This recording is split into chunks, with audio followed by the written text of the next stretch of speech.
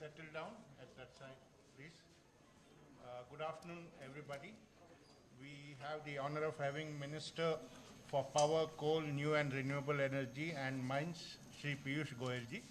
He will brief you on some important cabinet decisions. Please follow the points of order as usual and request you to kindly keep your mobiles on switch off or silent mode. Messiah.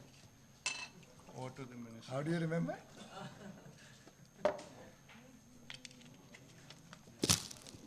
Thank you, Mr. Narona.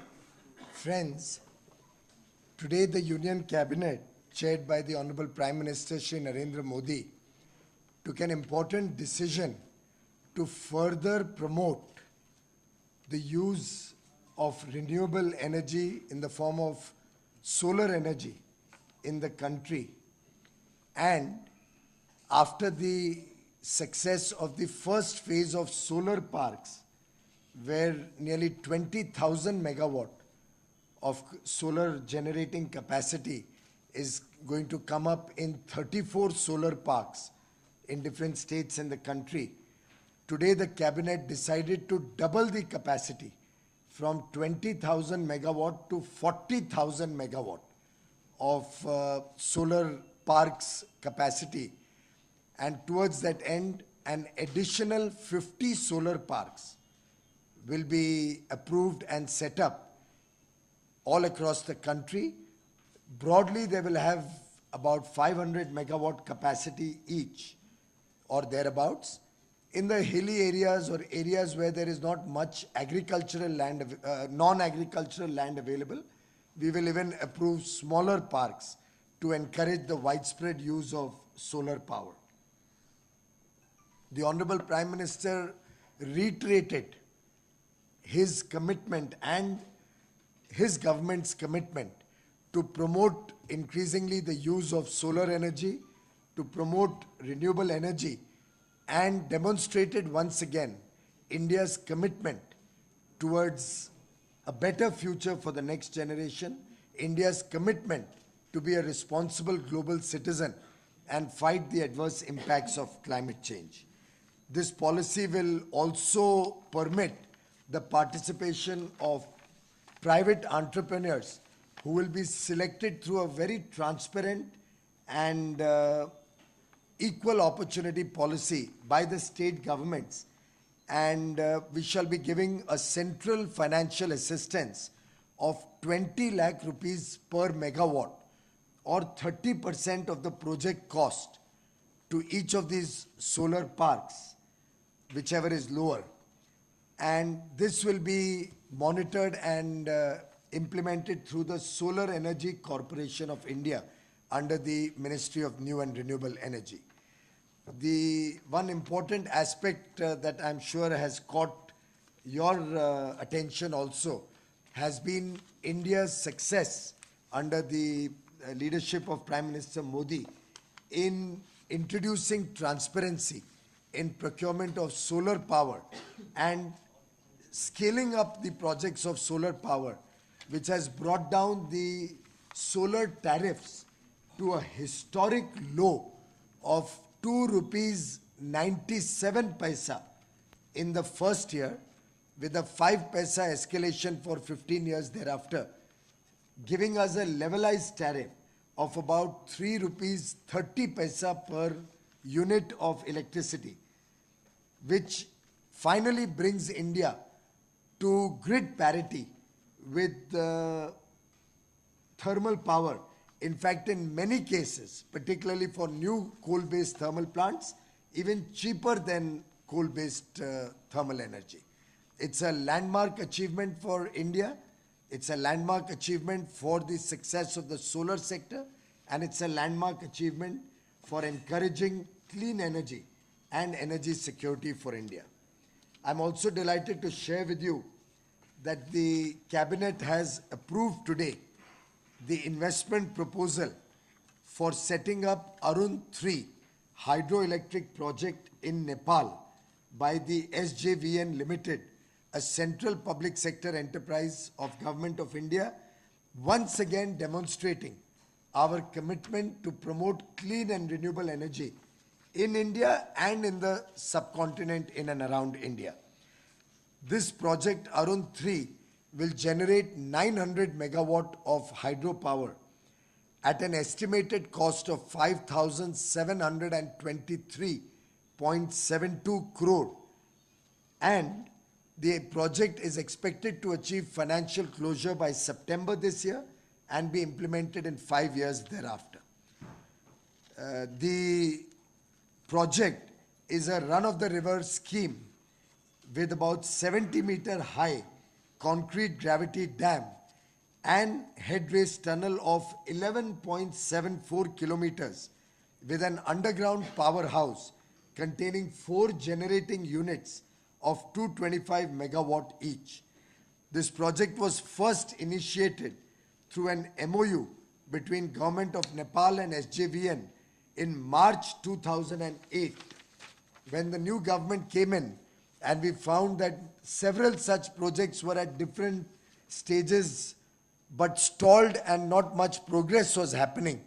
We started taking up each of the projects and taking them forward in right earnest, speedily, and I'm happy to say that soon after the new government came in, we signed the project development agreement on 25th November 2014, through which 21.9% free power will be given to Nepal during the entire concession period of 25 years. This will also give employment directly to about 3,000 persons during the construction of the project, both from India and Nepal.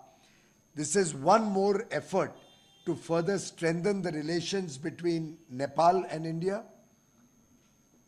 This is one more significant milestone in the promoting and fostering of better relations with our most friendly neighbor, both from the objective of improving bilateral economic ties, but also from the objective of making Nepal a power surplus state, just like India today is. I'm sure the deep relations that India and Nepal have been able to develop, particularly since the first visit of Honorable Prime Minister Shri Narendra Modi to Nepal, has strengthened the relationship between Nepal and India and will continue to strengthen in the years to come. There were a few other decisions taken by the cabinet which will be uploaded on the PIB site. We have signed an air services agreement between India and Greece. We have done an MOU between India and Australia, which will develop further cooperation with Australia, particularly in the area of aviation security, training, and quality of management of security at the airports. And we have signed an agreement between the Ministry of Agriculture in India and the Ministry of Agriculture of the Republic of Poland on cooperation in the field of agriculture. Before I conclude, I'd just like to add one more element. In the course of discussions of the new solar parks, the Honorable Prime Minister has also discussed at length about how we can take solar energy through distributed generation to the villages of India and to the farmers of India, and help the farmers become self-sufficient and producers of electricity, which will help them further increase their income, further help them improve their productivity, and help them get guaranteed and assured clean energy source of power. And we shall be working towards engaging with the farming community and the agricultural sector to further improve the spread of solar energy in the deep interiors and villages of India. Thank you. Thank you, sir. Any questions?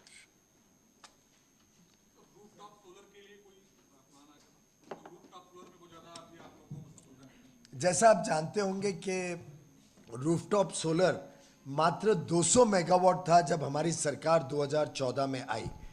हमने उस 200 megawatt था, उस 200 megawatt को बढ़ा के हमने निर्धारित किया कि हम उसको लगभग 40,000 मेगावाट तक बढ़ाएंगे, जिसके लिए अभी भी सरकार की कुछ स्कीमें चल रही हैं, जिसमें हम खासतौर पे सरकारी दफ्तर, सरकारी जो एरियाज हैं, रेलवे स्टेशंस, एयरपोर्ट्स, हमारे एस्टैब्लिशमेंट्स हैं, फैक्ट्रियां हैं पीएसयूज की, इन सब के ऊपर तेज गति से रूफटॉप को प्रोत्साहन दे रहे हैं।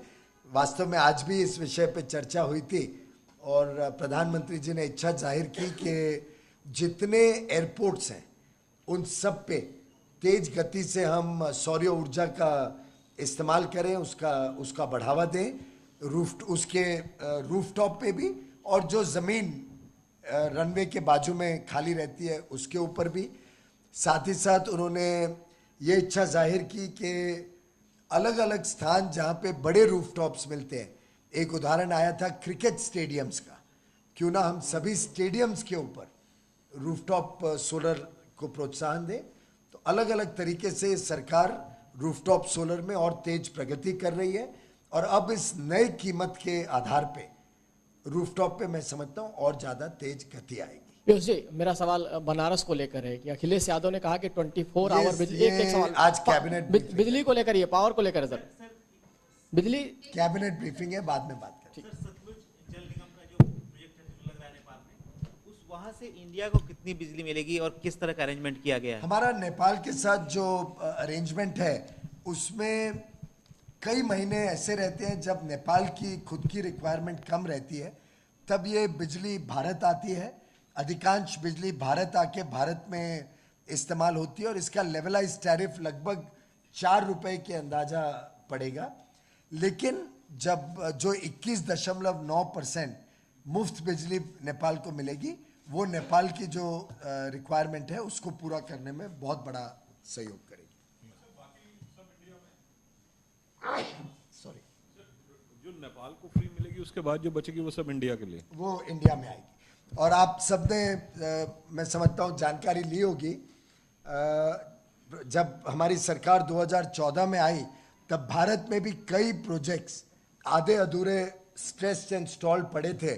उसमें एक तीस्ता का भी बड़ा महत्वपूर्ण सिक्किम में प्रोजेक्ट था 1200 मेगावाट का, जिसमें 9,000 करोड़ रुपए खर्च हो चुके थे लेकिन प्रोजेक्ट बंद पड़ा था। हमारी सरकार ने सभी स्टेक होल्डर्स के साथ, चाहे वो बैंक हो, राज्य सरकार हो, प्रोजेक्ट के इन्वेस्टर्स हो, ईपीसी कॉन्ट्रैक्टर, सबके साथ चर्चा करके उसको भी सुलझाया था, सब समस्याओं को सुलझाया था। और मुझे आपको बताते हुए बहुत हर्ष हो रहा है कि अब वो प्रोजेक्ट 1200 मेगावाट कब कमीशन हो गया है, उसके चारों यूनिट्स कमीशन हो गए हैं और सिक्किम और पूरे पूर्वांचल नॉर्थ ईस्ट के एरिया को वो सेवा, उत्तर नॉर्थ ईस्ट एरिया को वो सेवा कर सकेगा, ऐसा पूर्वी उत्तर के भारत के इलाके को वो सेवा करेगा, ऐसा उसका क्षमता अभी बन गई है। So what will be the timeline for tendering out these solar park projects and the ultra mega They are parks? expected Also the to be locations, if you could elaborate on. The solar park policy has indicated that we will approve this 20,000 megawatt of solar parks by the year 2019-20. Sir, there was a WTO ruling on use of domestic equipment in solar power projects.